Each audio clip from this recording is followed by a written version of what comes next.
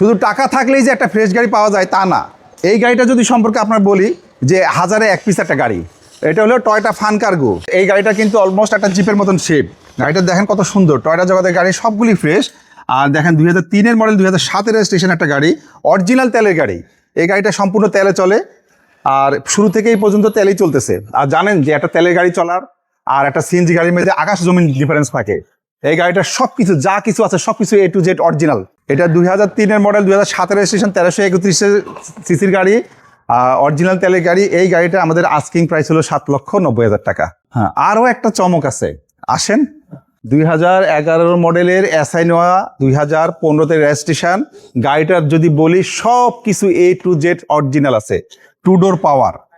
দেখেন গাড়ির ডেস্কবোর্ডটা দেখা দেন, ইন্টেরিয়র দেখা দেন, সিলিংটা দেখা দেন, সব কিছু দেখেন। একটা পার্সোনাল ইউজের গাড়ি কত ফ্রেশ হতে পারে। হ্যাঁ, এই যে সিলিং মনিটর, তারপর সামনে অ্যান্ড্রয়েড প্লেয়ার, তারপর আপনার সেন্ট্রাল এসি, কি নাই এই গাড়িতে, সব কিছুই আছে। এটা 2011 মডেল, 2015 রেজিস্ট্রেশন।